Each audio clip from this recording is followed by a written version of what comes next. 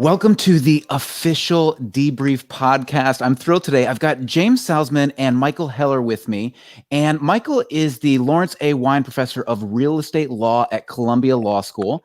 He's the author of The Gridlock Economy: How Too Much Ownership Wrecks Markets, Stops Innovation, and Costs Lives. James Salzman is the Donald Bren Distinguished Professor of Environmental Law with joint appointments at the UCLA School of Law and the UCSB Bren School of the Environment. He's the author of Drinking Water, A History. Welcome, gentlemen. Thank you. It's great to be here. Yeah, it's wonderful to have you.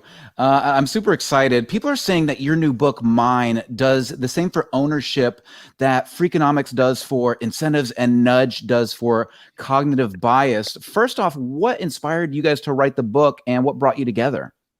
So maybe I should start with that. So Drinking Water was just a wonderful experience, and I wanted to write another popular book. And as you just mentioned, it turns out that the Freakonomics approach has never been done for ownership. I mean, if you look at Freakonomics, how it's basically structured, it's teaching microeconomics, very simple microeconomics through incredible stories. Why do sumo wrestlers cheat? Why do drug dealers live with their mothers? But really, you can figure all these out if you look at incentives, right? Incentives matter. We're doing the same thing in Mine. Turns out that ownership is all around us, and there's just a few simple rules that explain ownership. And so it really is the same idea. I went to Michael because Michael is the world's leading authority on property law. And he'd already written a popular book. He's a fun writing style. He's great to work with. And the partnership's been going on strong now for 5 years. That's fantastic. So what brought you guys together beyond? So did you already know each other? Did you? We were in the ownership circles. Like we traveled to Montana to see how water works there. We've been at conferences together.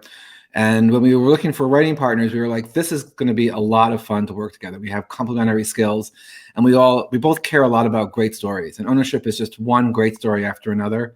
So working together has been just so much fun. We've had so much fun trying to think about like what stories are like weird enough, surprising enough, cool enough, so that someone who doesn't care at all about ownership, someone who's like, I don't care, just give me mine, is going to blow their minds. That's fantastic. Sorry, go ahead. No, it's just been a super fun experience trying to think about how do we blow the minds of people who are in a world of ownership and don't even realize it. Right. It's just surrounding us, but we don't even realize what the implications are. So you said that there are a few rules, Jim, to explain ownership. Can you guys break those down for us? Sure. Let me sort of set the stage for Michael to lay them out. I mean, the fact is that ownership decisions occur every day, almost every minute. Ownership rules basically determine who gets what and why. And this is for any scarce, valuable resource. So it's pretty much everything. And this has always been the case. And as we looked into this, we realized there really were just 6 simple stories that everyone uses to claim everything. Michael? So when you think about kids on a playground, like one kid grabs a shovel and says, it's mine, I'm holding on to it. Another one says, no, I had it first.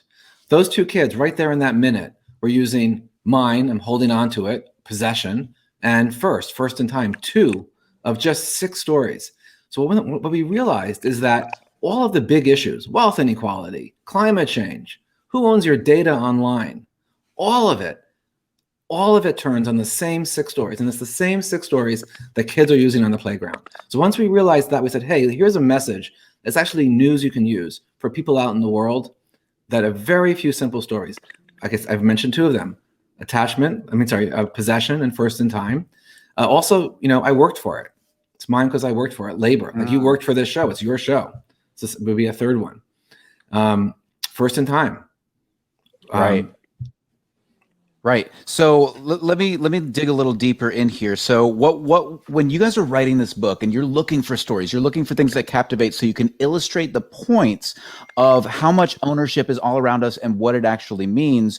What were some of the most surprising things that you found in the book? Like what's the most surprising and fun story you can share with us today? We were so surprised to learn that HBO, which is, we both have HBO, and we were surprised to learn that HBO actually knows who's stealing its passwords. Like we all have friends who've borrowed our passwords and we thought, okay, we're keeping it quiet.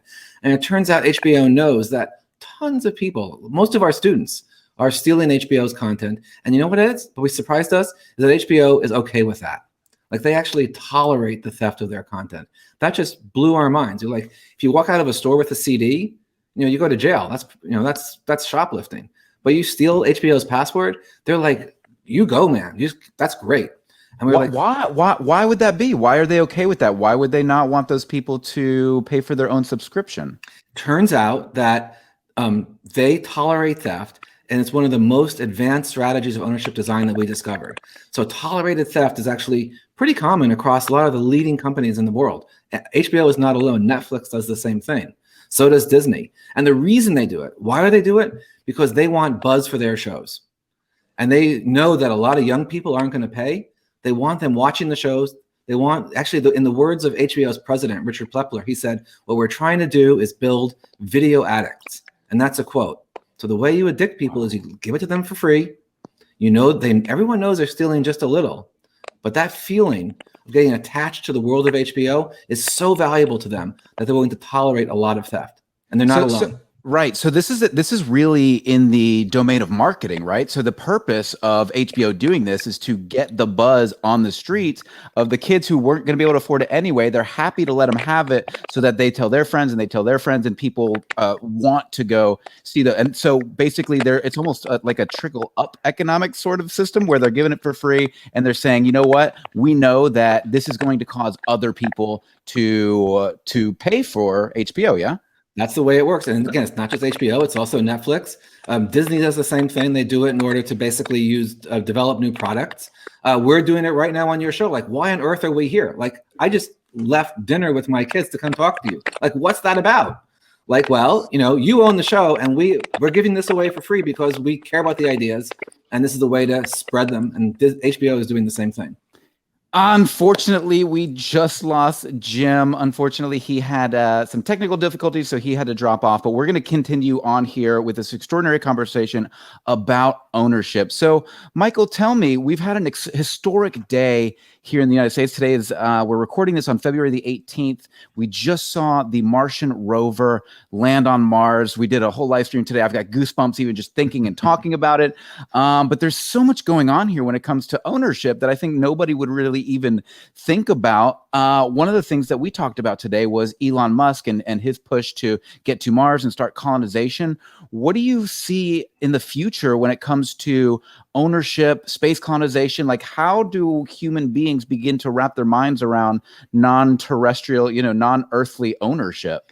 That is so cool. It is so much fun to see this. I watched this as well today. It is just so exciting to see the rover land, I guess Perseverance, land on Mars. And they're landing on unowned territory. And, if you think about it, it's not actually that different from when the, little ships came across from England and landed in America 500 years ago. Here's the difference. 500 years ago, there were actually Native Americans who were living here. So it was unclear who was going to win. And there it was a matter of conquest, ultimately. But on Mars, there's no one there. Right. There's no one there. So the Mars is actually pretty much up for grabs. There are some treaties out there, like for the moon. Can you mine the moon? Can you mine an asteroid? Right. And right now, a lot of people are going about trying to figure out how to mine the moon and ignore those treaties. Like, there isn't a moon police force. So if you go and find water on the moon or platinum on an asteroid, you can pretty much just take it. That isn't what the treaty law says, but there isn't really anybody out there to stop you. And that's going to be true on Mars as well. It's sort of a Wild West, but without Native Americans. It's it's an uncolonized, open for grabbing. So in that world, who owns it? So one answer historically has been, who gets there first. It's the same first in time as the kid with the shovel in the playground. Whoever gets there first, and maybe it's Elon Musk, maybe it's somebody else, but first in time, first to grab, often is the one who has the right. Right. It reminds me of, back in the day when Europeans and Spaniards were colonizing, and that, you'd land your flag and the flag means it's mine. You made an interesting point here that there's a difference between Mars and the Earth because Native Americans were here. But the Native Americans didn't really have the same kind of mental architecture of what ownership is. Do you have any insight into that? What the mental architecture of ownership in tribal societies were versus Western and European societies? There's a lot of work that's been done on this. And the basic difference is that there was a very different sense of what it meant to engage with land. So people coming from England, what it meant to be first in their mind was to be first to cut down the trees, first to clear the fields, first to build housing. It was a very different way of engaging with land than many Native Americans had sort of walked more lightly through it, more of a hunter-gatherer approach. They felt they were first, but when the judges had to actually figure out who's first, those judges also came from England. And in the end, land in America, the first under American law, are the settlers, because they got to define first. And that's actually a very profound point, not just for here, but also for Mars, which is who gets to say who's first? Like first feels like a fact. I'm first or you're first. But actually, in the world of ownership, first is a story. And it's a story that people fight over. What counts as first? And understand, this is one of the big issues we try to teach our students. First is not a fact. It feels like a fact. When you say first is not a fact, it feels like a fact. What do you mean by that? Is that because we're all moving, like it's not just space, it's time, right? So we're moving through time and through space. And so it's very difficult to define first. Like how do you Yeah, that's right. That? That's absolutely right in the sort of relativity sense and the science sense. And that same science sense is also true in law, that who is first is a choice. We have to decide what counts as first. In the Native American context, was it walking lightly through the earth? Or is it chopping down trees? Who's first? Who's first on the playground? What counts as first? That's very much up for grabs. What does count as first when it comes to Western law? Here, let's just talk here in the United States for now. Well, let's take an example that's happening right now. Like who gets the COVID vaccine? Who's first? Right? And the answer is who the hell knows? Like we all agree that frontline healthcare providers, they're first. And then after that, who's first? Is it, older people? Is it prisoners? Is it sick people? Who's first doesn't define itself. It's something that we have to fight over and choose. And we choose among competing sets of values. Often they're under the surface. He was first. But when you dig beneath the surface a little bit, you realize that first is a choice, and it's a technology that we use it's a technology just like any other technology that we use for giving access to who gets this resource and who doesn't. Right. And so here in the United States, for example, when it comes to COVID, and we can talk about the world a little bit, because I recently interviewed somebody from Sri Lanka, and he is angry at the West. He is very upset because he feels like, it's going to be the third world countries who are last no matter what. And so the question becomes, who says who's first? And so what are the behind the scenes mechanisms that are driving this power to say who's first? Right. So what you always want to be looking to is who controls the resource. So sometimes it's governments and sometimes it's businesses. So we often see businesses, for example, redefining who's first for their product, so that the real rule is first come, last served. Sometimes there's companies that intervene. So for example, often when you're standing in line for something, the people in front of you are being paid to stand there. You think, hey, I'm standing in line like everybody else. And then you see people in front jumping out of line and somebody else jumping in. That's because the folks in front of you are being paid to be there. They're paid line standers. And that's actually quite common. You want a new iPhone, you want Broadway tickets, you want to get a seat at the Supreme Court to watch an argument. All of that is basically today taken over by people who have more money than time, paying people to stand in line for them. So whether it's government or businesses or companies that sort of intervene in the line, who's first is absolutely always up for grabs. And that's the thing that you need to be aware of. Right. So, but when you say it's up for grabs, I mean, it's really about money, right? Isn't it the people with the money have the power? Is this who defines who's first? Well, yeah. I mean, it depends. Think about, for example, when you go to Disney World or Disneyland. I've certainly waited for hours in lines to ride Splash Mountain or any of the fun ones. Yeah. Any of the fun ones always have a long line. But what you don't realize, and what I didn't realize, is that what Disney does is it takes people in from the side. They have worked out a way so that most of us have wait in line. But if you have a lot of money, you come in from the side. You actually come in from the exit often, or from the side door. And for them, it's, for the rest of us, it's basically first come, last served. We're patiently waiting and someone else is moving ahead of us. So yeah. So there's this interesting relationship between time and money, right? So you can get that, you can still get the thing if you have the time to wait, but the people with the money just generally don't have to do that. They can buy time. That's exactly right. And we're seeing that's one of our 6 ownership rules is first come, first served. And what we're seeing is across the economy, more and more businesses and governments are figuring out ways to basically have people still have that feeling that it's first come, first serve, but to radically change the reality through things like the side door or the back door. And that actually is meaningful to us, not just as consumers, like what are we actually buying, but also as citizens. What does it mean to live in a world where where money is replacing time? And where privilege replaces equality. We all have the same amount of time. Right. We don't have the same amount of money. So what resources should we allocate by time and which by money? And COVID vaccine is a very good example of that. Right. And you wrote a book called The Gridlock Economy, How Too Much Ownership Wrecks Markets, Stops Innovation, and Costs Lives. So what do you, in that book or in your research, what are you finding when it comes to these sort of, like, is this healthy for the economy that people can do this, or is it actually hurting the economy in the long term? I think that it's complicated, right? Because what you want is to live in a society where you feel things are basically fair. And most of us feel that first is fair. And it doesn't feel right when we have some other mechanism that it's sort of coming in from the side. So if we decided that, we should have COVID vaccines done through money, that's not a decision I would make, but it's a decision I can understand. But having it be sort of sneaky on the side, that never feels right.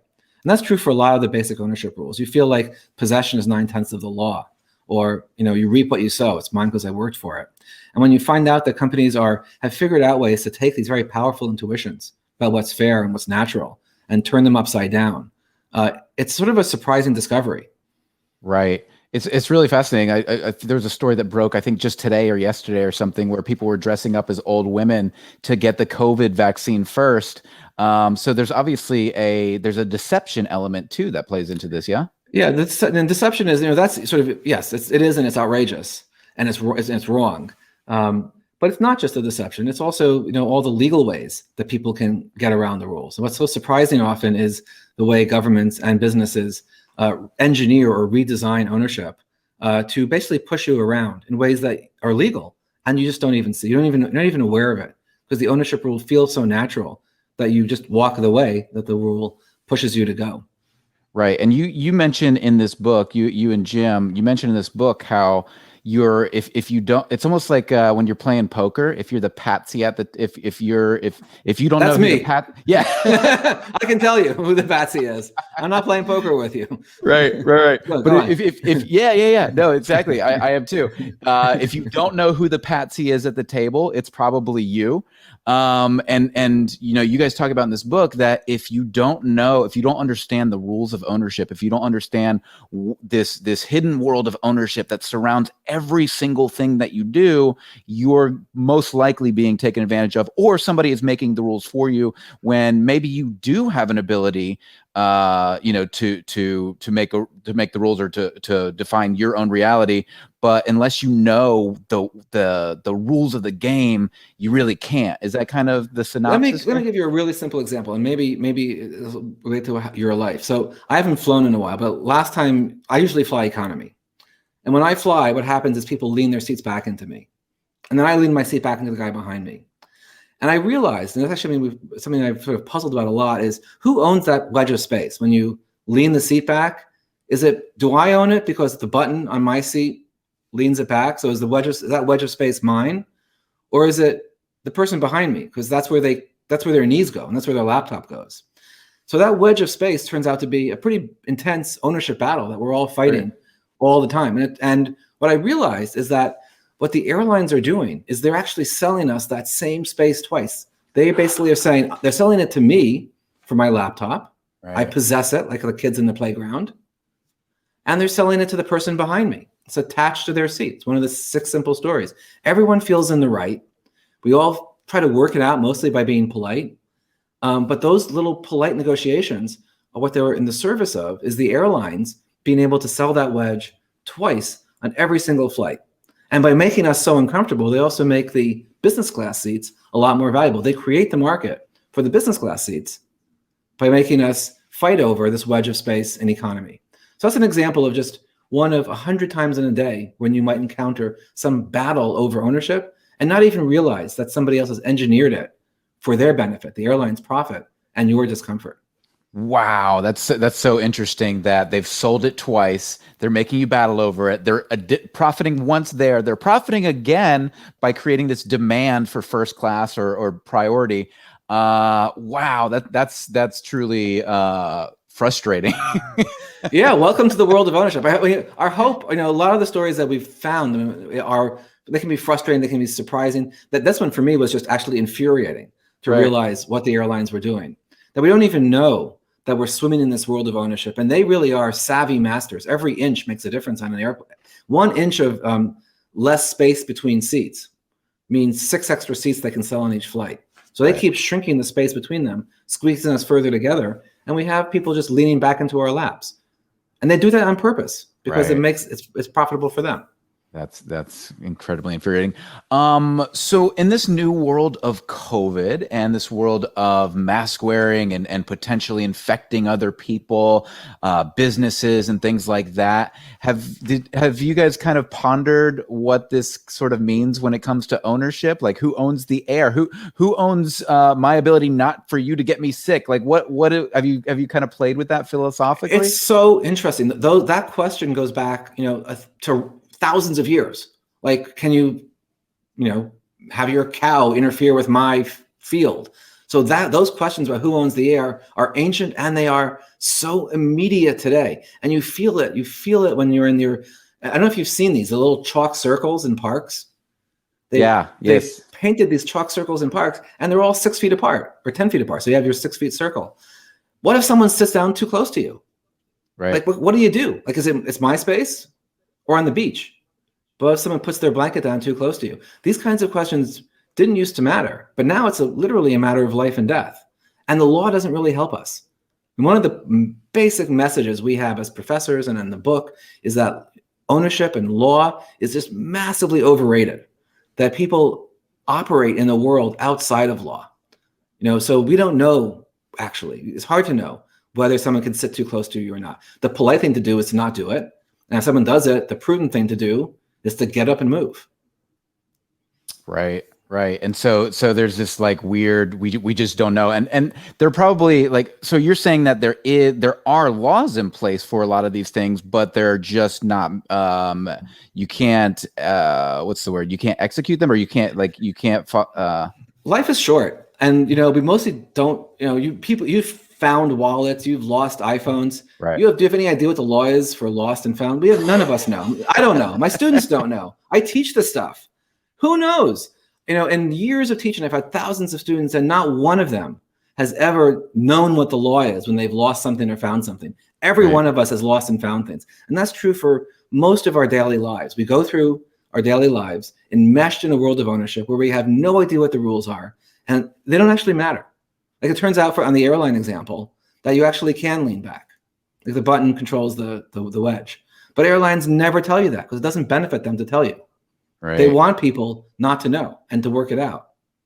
Right. And that's true in area after area, that people live their life. Ownership rules have to be very simple for us to get through our day, and they are, and we don't know them. Like for example, you're in a grocery store and you put some milk and eggs and stuff in your shopping cart. What if somebody walked up to your shopping cart and just took the eggs out? Can you imagine that? You don't own them. You didn't pay for them. You're just in the grocery store. So what's the rule there? You'd be furious. Maybe you'd punch them or you get mad at them. But you're not an owner. You just possess it. What is possession? It's one of these very simple stories. Part of why people don't take the eggs out of your shopping cart or the beer or whatever it is because they respect your possession most of the time. And they respect your possession of that 6-foot space around you on the beach or the air that you're breathing. People mostly want to get along. And the mostly want to get along is most of ownership. Right. And so that's a really interesting point. And so you're saying that a lot of this really has to do with personal values, community values, things that we all are in agreement on prior to any sort of incident happening. So we're all kind of in this process of interpreting on a day-to-day basis, yet we really have no succinct or set in stone rules when it comes to these things.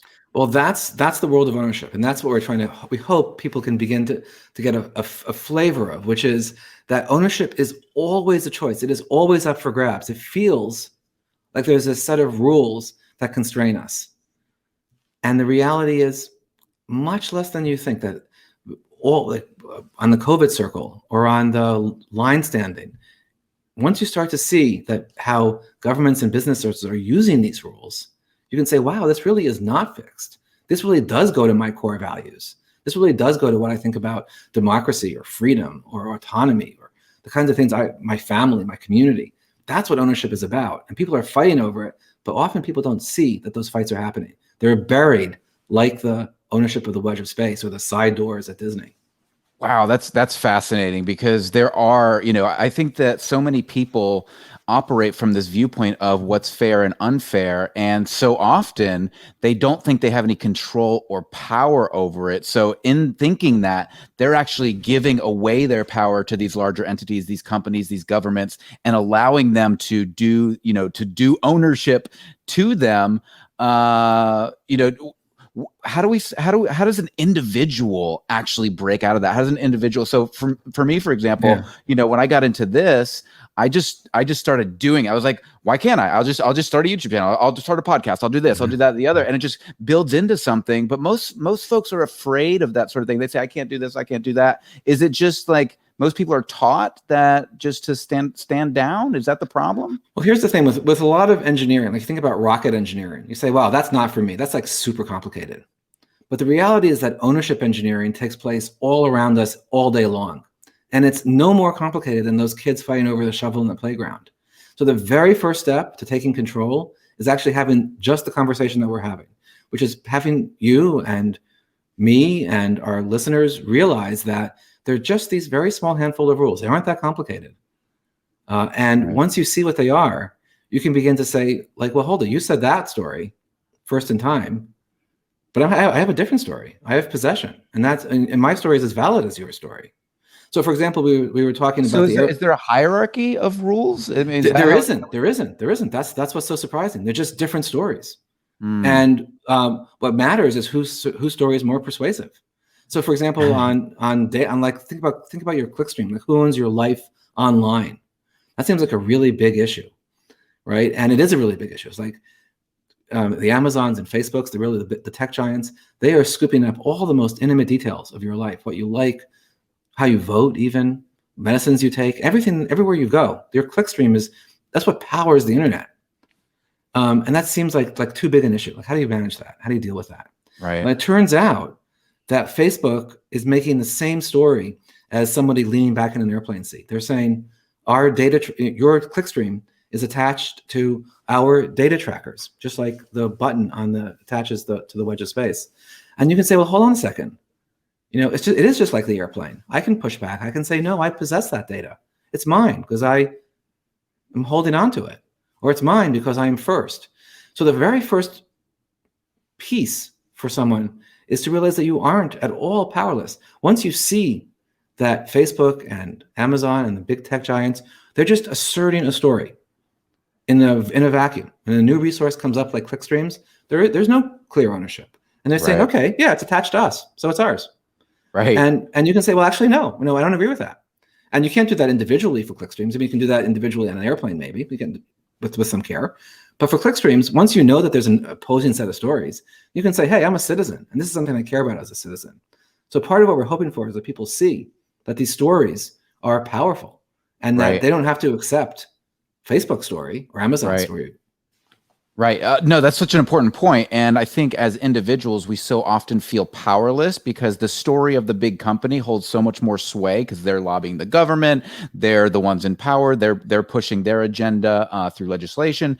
But at the same time, individuals, they feel so disconnected from having that power to be able to speak up against the Facebook story that they just kind of stand down. But something changed recently, I think, in the online world with GameStonk, right? This was a time when people actually leveraged the internet, they leveraged social media to come together to build power as individual units coming together to build a much greater force. And and they drove this stock up. Right. Even though it was virtually valueless, they just did it to screw the short sellers and to make money. It worked. It worked, and that's amazing. Like, I haven't seen that in history. It's amazing. It's incredible. Yeah, like, what do you think about that? Like, so I mean, A, what did you think about it when it happened? And then B, what do you see coming next? Well, one of the things that we're seeing is a move generally to a much less material set of ownership rules. So online stuff, we're working that out in terms of clickstreams, and we're also working that out in terms of stock ownership. Like, this is a brand new thing where you can have millions of traders owning quickly yes and no. And that leads to a much less, for now at least, a much less stable system, right? That rapid rise up and then the rapid crash down. You sometimes saw that. You saw that for silver at one point. You've seen that for certain commodities. But in a world where everyone is an owner of a small piece, that's a very, I don't know if you've had someone on your show talking about chaos theory and complexity, but that's exactly what we're seeing here, is the complexity or chaos that comes from millions of small owners interacting in an unpredictable way, adding up to something, a big spike, and then a big drop. Right. What do you think about, people who are looking to that and being inspired and seeing, how else can we take our power back from the big storytellers? Do you have any thoughts on, like, what we should expect because of this, what people are recognizing as a new power and starting to understand the rules of ownership? Well, yeah. So one of the things that's happening is that we hope is that once you have more access to the stories of ownership, you can begin to work collectively for change. Like, 'cause some of these are very, very hard to do on your own, but collectively they're much more solvable. We see this. We talked a little bit about clickstreams, but this is also true for climate change. Climate change is another thing that feels utterly beyond our individual power, but it's also one which is absolutely amenable, fixable, solvable through a fairly simple set of ownership changes. But you have to have people pushing for them. You have to have people aware, like, hey, we can actually do something about this as a collective, as well as individually. But as a collective, we can come together and push for changes. Right, because a huge part of the climate change issue is that nobody owns the CO2 emissions, right? It's just given to the world, and the world just has to deal with it. Yet we're all living on the world, and who owns the world, right? Yeah. So it's like, how do you deal with that? Right. So climate change is the classic ownership issue. When in a world where nobody owns it, the first to pollute gets to, and everyone suffers the consequences. But the most effective programs that have been created to reduce climate, to reduce methane emissions, are all based on very simple ownership rules. They basically say, we're going to give you some people living in a forest in the Amazon, we're going to give you ownership over those trees in a way that is worth more to you standing than chopping the tree down. We're going to give. So we got to be creative, and it's not that hard. It's not that hard. They're actually pretty simple ownership fixes that now have saved half of the fisheries in the world. People used to race out to catch the fish first. You may have seen Deadliest Catch. The crabbing boats raced out and boats sank and people died. It was first in time. That was the ownership rule. And then Alaska just switched the rule and said, okay, existing boats, now own a share of the fish that or the crabs that you're going to catch this season. And from one season to the next, deaths stopped. No one died since then. Wow. And the fishery totally recovered. It was just a tweak in how the crabs were owned, and it radically transformed the sustainability of the fishery and the lives of the crabbers. Right. So it was just a small policy change that enabled this. It's almost a shared mentality. So, Sure. we were talking about the Perseverance lander that landed today on Mars. And so how do we influence policy, or not influence, but like, what sort of policies are going to be needed in order for us to, move towards, because we're obviously headed in the direction of colonization. It could be 50 years, it could be 1,000 years, but we're headed in that direction. How are we going to manage this as we're colonizing the solar system? Well, you know what? I think often less management is better. Like, and this is true Really? for most new resources. When people found gold in California in the 1840s, the gold rush, there weren't rules. People just raced out there. And it took them a couple of years to sort out whose claim counted for what. When people claimed Oklahoma and the Sooners claimed it, the Sooners were people who jumped ahead of the gun. They just they jumped ahead of the gun that said start the race. Right. When Uber or Airbnb comes into new cities, they don't ask for permission. They didn't wait for the rules. They went and created an entire huge business. A lot of problems came along with it. But first they created the business, first they made it viable, and then you go back and fill in the ownership rules. And my guess is that'll be the same thing with colonization on the moon, on asteroids, and on Mars. Is we're going to have, daredevils out there, and they're going to do crazy stuff that we're going to hate, but they're going to prove that it's possible. And then we're going to look back and say, well, hold it. Now let's think about how to set this up in a less violent, more fair, whatever we want to achieve. But the ownership always comes later. So you think it's like, for example, somebody like Elon Musk, you think that because we need these crazy, gutsy, brilliant people to go do these things, and then we'll sort it out later, it just wouldn't get done if there was too much policy in place prior to it happening? Is that kind of I'm not saying that's where it should or shouldn't. Here's what I'm saying. I'm saying that this is the way it works and has worked historically for almost any new resource that we have. You look at whatever it is, fracking, like people started doing it, and a lot of problems come along with it, a lot of benefits come along with it, but all the regulation comes later. The internet, right? The internet domain names, people just started claiming them. Right. And then we said, okay, hold it, we need a system. But you want the people in there first. So first in time is one of the most powerful, motivating ownership stories there is. If I get there first, it's mine. Doesn't always fair, doesn't always work, but it gets things moving. And then later we adjust to have it correlate with more what we want as a society. What would you say to somebody who would say, well, that's just a colonizer's viewpoint, and this is not how it should work. We should be thinking ethically first, and then allowing people to, take the opportunity to do it. Are you saying it's the progress is too slow that way? I think that is a great point. And it's always, again, this is true for ownership generally, it's always a sort of I don't know if it's a yin yang or a back and forth. And to the extent that we can have a more ethical framework, I mean, this is, again, to circle back to earlier in our conversation, this is very much the conversation we're having on COVID, right? We want to get shots in arms. We don't want to waste any vaccines. So first and fast is what we want. And we have to think as a society, like who should be getting it first? And we're doing both of those things at the same time. Right. So there's an interplay, and that will be true as well on Mars, and that will be true as well on the moon. And that's always going to be true. Right. So you're saying that it is what it is, unfortunately, and we have to figure out like during those processes, like you need the people at the same time who are saying, who are saying, go Musk, go Musk, go Musk, and you also need the people who are saying, wait, we need policies. We can't let this guy, rule the ethics of the future and space colonization. So you need kind of both of those voices simultaneously to ensure that the train doesn't run away. Well, how did we do it with Uber? How did we do it with Airbnb? We didn't have any idea that there was it was crazy to think that people would want to open their cars to strangers to drive from here to there. That's completely nuts. Like we wouldn't have had, you don't have regulation for that. That's crazy. Right. But some crazy people did it, and it turned out to be quite valuable. Yeah. But then you go back and say, hold on a second, we got some problems with it. So it's always going to be a back and forth between the sort of daredevils who race first and the reward that comes from being first. It's a huge reward that comes from being first. And that's not the law. That's outside the law. I mean, law really, that's another example of where law is overrated. Like law can't control that. Law can't anticipate that people were going to want to ride in strangers' cars or sleep in strangers' apartments in Airbnb. So you can't anticipate it. And then that doesn't mean you don't regulate it. It just means that it's sort of a back and forth. Right.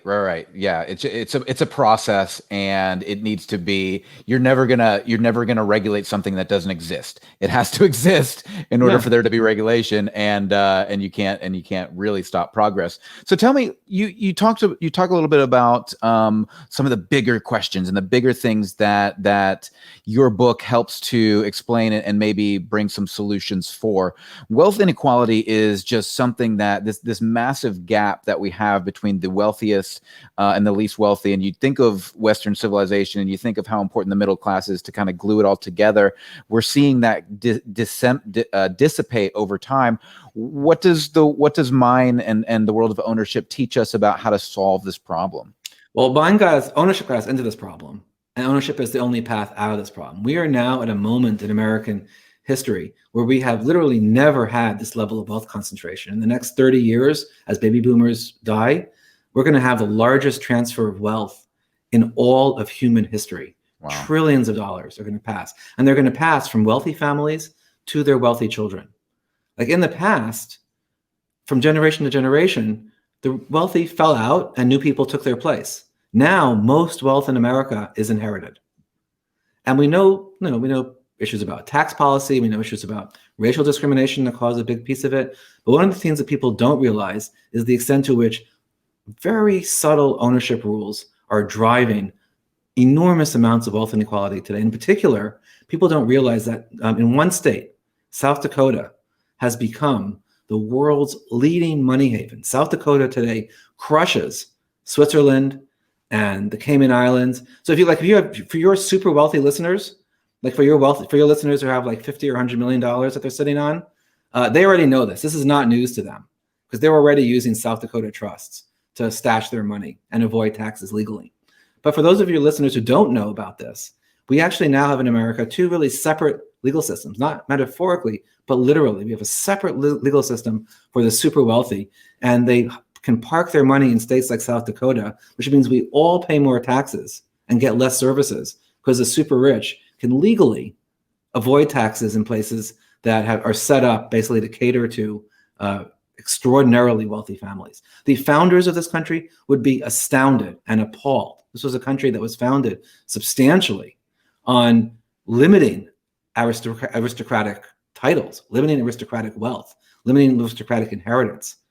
And now today we've created a new world in places like South Dakota that let people all over America who are super wealthy create what are called dynasty trusts, trusts that last forever and don't pay taxes. It's shocking. So, okay, wow! I've never heard that. I had no idea South Dakota was a tax shelter haven. Now you know. Go park your money there.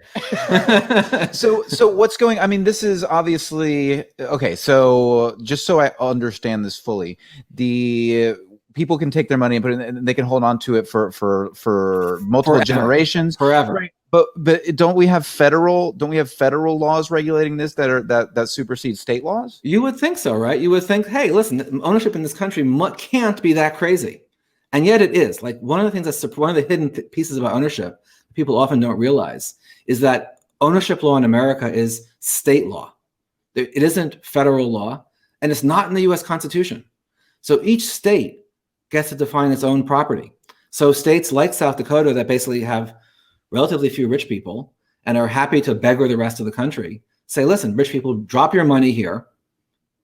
We won't tax it at all. Doesn't pay for a single road, not a single school in South Dakota gets funded. It only helps the handful of trust lawyers and bankers that wrote the laws. It's a small state. They wrote the laws, and now they get paid to administer them. And that's one of the most amazing things about ownership in America is how much it varies from state to state. And you don't have to be super rich for this to matter. If you're a married person, as you move from state to state, the laws that govern your marriage, who owns what in your marriage, radically shift in ways that people can't even begin to imagine.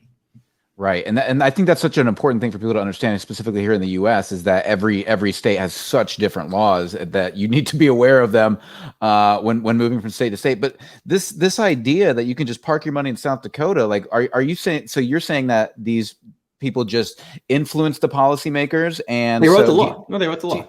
They wrote the law. And do you have to live in South Dakota to get this benefit? You don't have to live there. You don't have to visit.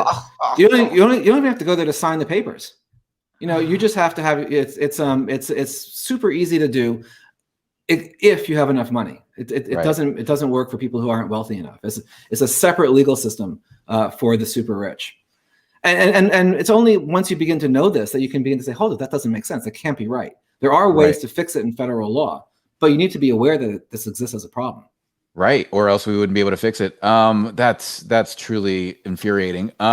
So let's talk a little bit more about some of the other big questions. So actually, no, I want to stick with the income inequality here, because you said there are simple fixes that we can make in most cases that will fix real problems. What are the simple fixes here when it comes to wealth inequality that we could actually implement? Like if we knew what they were and then we could push them through into policy, what would those be? Well, there are answers at both ends. So we can talk about the rich, how we sort of make the rich pay their fair share, and we can talk about how we make the poor suffer less from the harsh law that they actually encounter.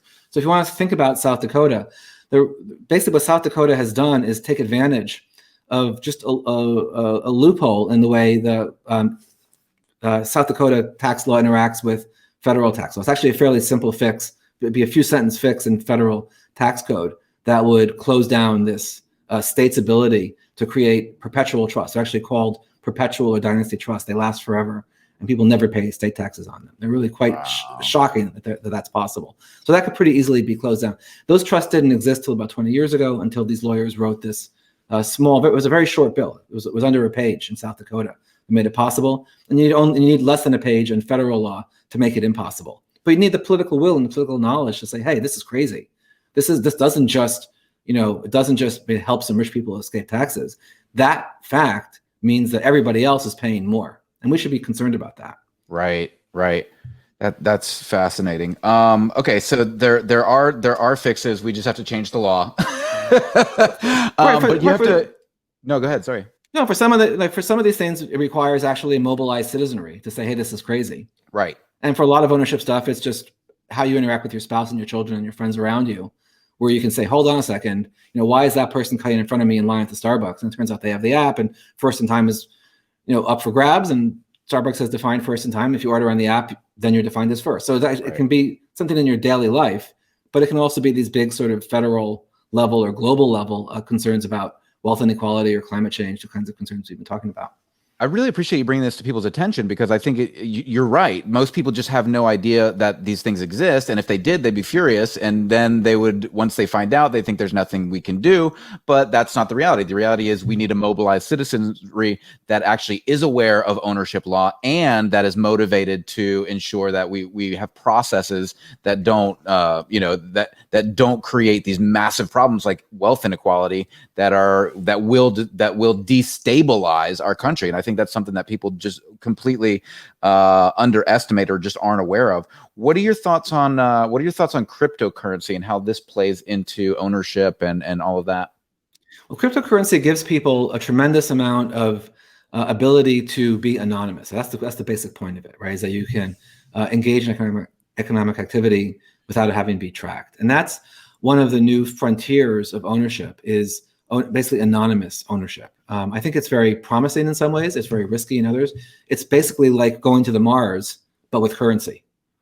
Right. So it's the very same thing. People are jumping out ahead of the law, and they're creating a lot of value and a lot of possibility, a set of markets instead of ways of relating to each other that we hadn't ever previously known about.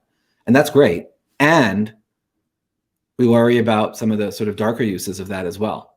We worry, and that's true for any new resource, right? We have to sort of have that balance between wanting people to race ahead and make something, and have to think about, well, what are the effects of what they've made on the rest of us? Right. So like, for example, with Bitcoin, the traceability and the use of it on the black market and this sort of thing, the sex trade and right. that kind of thing. We have to be, we're creating this really cool new thing, but we have some very bad outcomes that we need to solve and address. The other thing that I was curious about, and I don't know, this is more into economics, but I'm curious your take on it from an ownership standpoint. A lot of these cryptocurrencies tend to be more like commodities as opposed to currencies. Like Bitcoin's supposed to be a currency. Like you're supposed to be able to use it and make transactions. But it's really become an investment, like gold almost, where you invest in it and hope that it creates some value. And then you just trade it back for fiat money, which it kind of defeats the purpose of cryptocurrency. Do you see this changing? Do you see this becoming like something that is actually a currency, or do you think it's really a commodity and it's not going to have the kind of impact that people want? This might not be the answer exactly that you're looking for, but I think the piece of it that's will probably be most enduring is the blockchain technology that underlies it. I think that piece of it is super valuable for all sorts of economic activity beyond the currency piece. Whether it ends up being a currency or a commodity, I mean, that's really a question partly of tax law. It's actually partly a question of ownership law. What is it that you own? Is it like a piece of money, or is it like a thing? Right. And that's very much consistent with the theme of we've been talking through all of today. It's very much like Mars in that it's up for grabs, and there isn't a correct answer, but there is the answer that we choose for ownership that serves the interests of the people who are making the choices. So if you want to be part of the conversation, you have to have a position. It should be this or should be that. It isn't right or wrong. It just, this is a technology of ownership that can serve lots of different goals. And we have to decide which of the goals that we want, most of the good, with the least of the bad, of the, of the dark side of it. How do we squash that as much as we can while getting the good? Right. And, it comes back to this weird, these rules, but this idea of possession, right? Possession is one of the rules. So there's getting there first, there's possession, and it's very difficult to really understand what possession is when it comes to a cryptocurrency, or even for goodness sake, for the money in my bank account. Like for me, that it's just a number. It's just a digit. It's not something that I have in my hand. I have no possession of it. I guess that you could say that I was there first because I had the money first and I put it in the bank. Like what other rules apply here? Well, let me give you an example for me that I find very weird, which is when I buy a book on Kindle. It's very much like it feels like it's mine, right? It's like money is mine in the bank account. The book is mine. I bought it on Kindle. There have been studies that have shown that when people buy a book on Kindle or download a movie, they feel that it's mine. Just like I used to buy the CD or used to buy the hard copy, it's mine in exactly the same way. And that turns out not to be true at all. Like you think possession is 9/10 of the law. When you're buying stuff online, your online life, possession is much more like 1/10 of the law. So there have been cases where Amazon and where Apple have simply deleted books and movies right off of people's devices. And they have the right to do so. So you think you're buying something that's yours, and in fact, what you're getting is like exactly what you just said, a stream of ones and zeros, which is how you think about your money online. That's also true for all your purchases online. It's a stream of ones and zeros, and they can disappear. And your relationship to them is very different from the relationship to real stuff. And Amazon and Apple know that. And they charge you as if you're buying the real thing. And they basically earn an unearned premium. And they market to you like you're owning the real thing as well. It's an unearned premium on every single purchase you make because you feel like you're getting the real deal. And there's an increasing gap between what you feel like you own and what you actually own. And what you actually own is different and much less. The the customer is not always right, it turns out. Wow.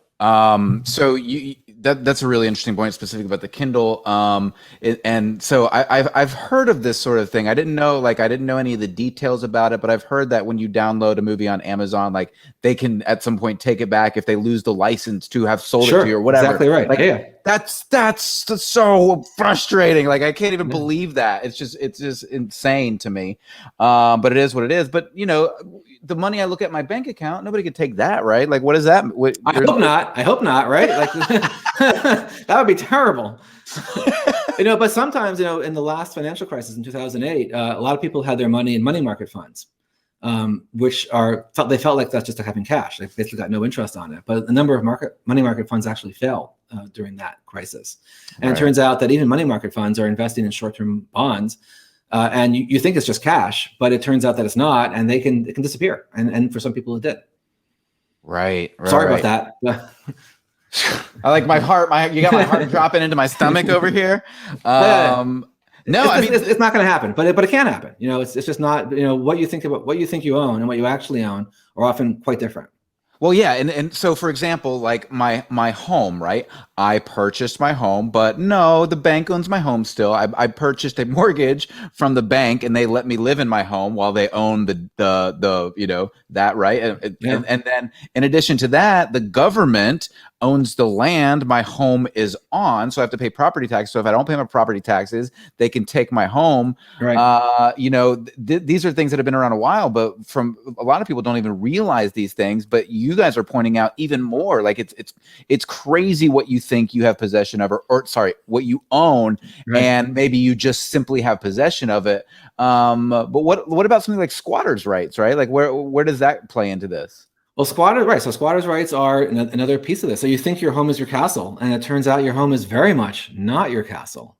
Squatters on your land. If a squatter gets established on your land, it turns out to be really hard to get them off. You can repel them from trespassing initially, but once they're there, actually there are cases, a lot of people who squatted in homes after the foreclosure crisis last time, and it turned out to be really hard for the owners to ever ultimately get them out.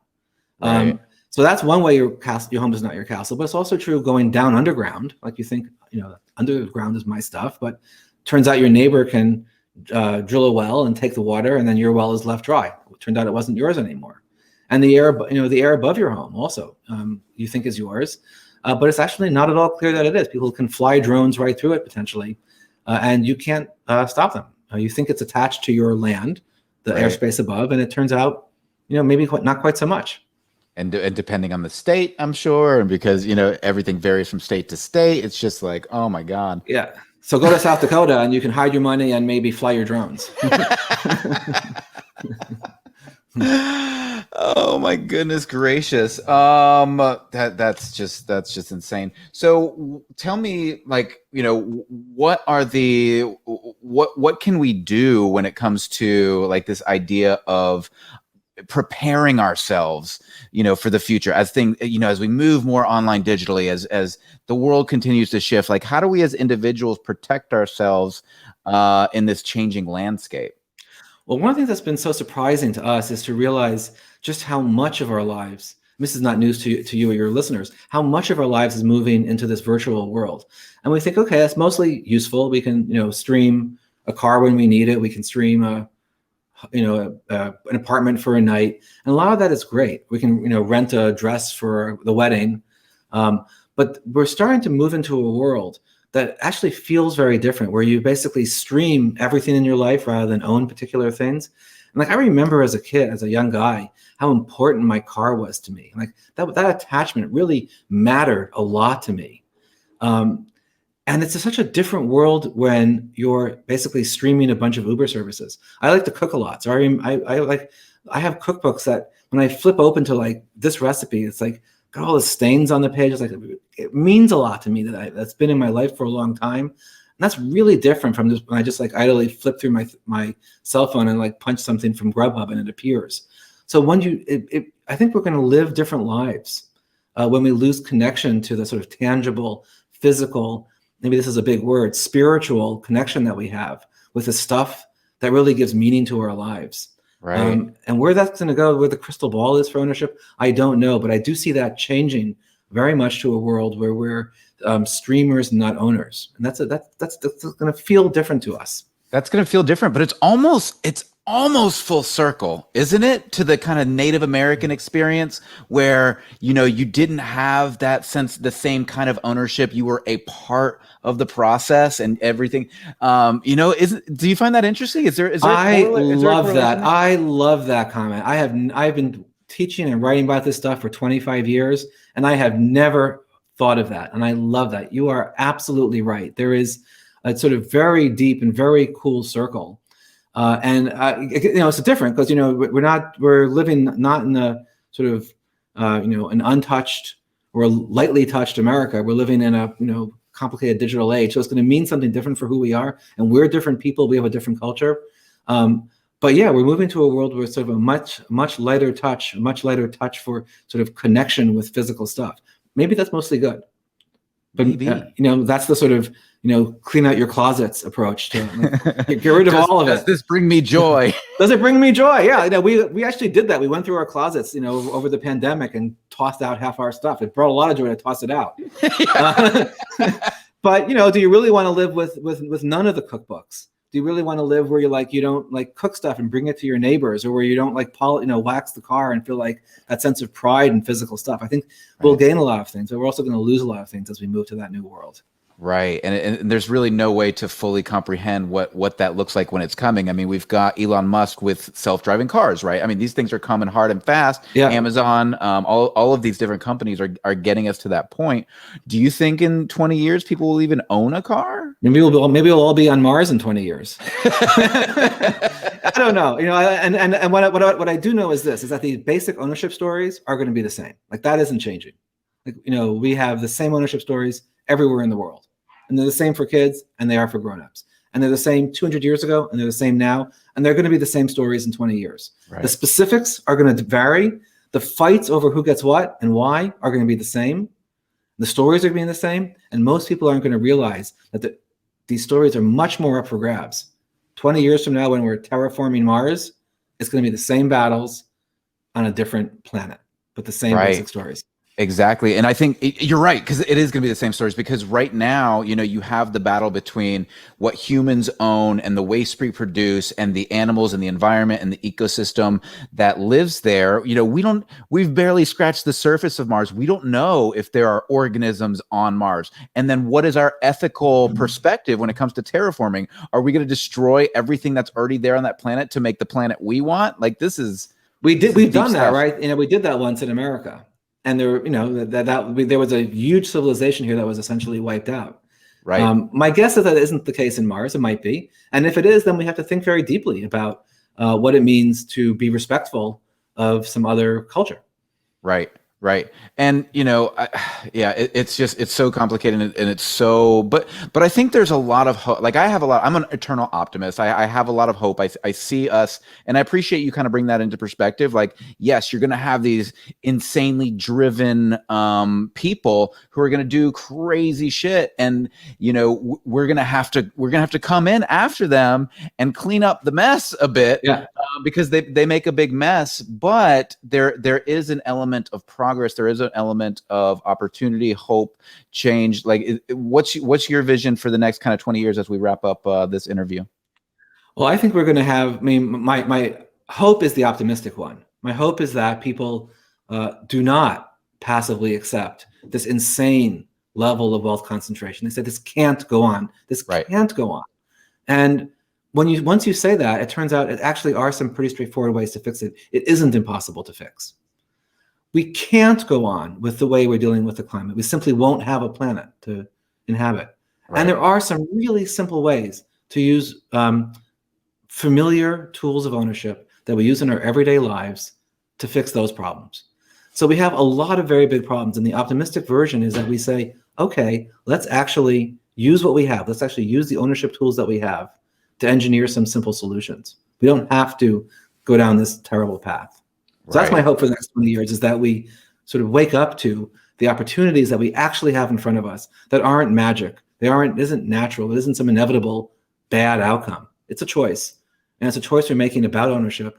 And it's a choice that we can change, the same way that the Alaska crab fishery had a Mad Max demolition style derby fishing season every year. That's why Deadliest Catch was fun to watch. People were falling off the boats, and they did a very simple change to the rules. They caught more crabs, and literally no one dies. Now they have to edit it each season so it looks like it's dangerous, but no one actually dies. Like, they actually fixed it, and that's true for the climate in general, and it's true for wealth inequality. We actually can fix things if we are savvy about ownership. Right, but we can't fix it if we don't know what it is that we need to fix. We don't know if it's hidden. And your book, Mine, brings those things to the forefront. It brings them out so we can understand them in a way that allows us to go and fix them. When does the book launch? I'm can't wait to read it. And how can folks find you and the book? Well, the book launches on March 2nd, so it's just around the corner. And we have a super comprehensive website, a lot of free resources, which is www.minethebook.com, minethebook.com. We have a free downloadable ebook, which is about the false promise of the buy now button. We really believe that's a piece that should be available for free to people to learn how big tech is taking advantage of you when you buy stuff online. So that's available for free on the website. We have a bunch of very short 2-minute videos that deal with specific topics that we talked about tonight, in a little bit more detail, and we hope in a fun way. So there's a lot on minethebook.com that we hope it would be of interest to your listeners. And to That's fantastic. Mine, MINE, thebook.com. Go there right now. Make sure you pre-order mine so you get it on launch date. If you're listening to this after launch date, go get it and check out that free offer. That's fantastic. I really appreciate. I just got the book. Here it is. Just came in the mail. It's finally off the presses. We're so excited. Is that yours? It's yours if you want it. Yes, it's mine.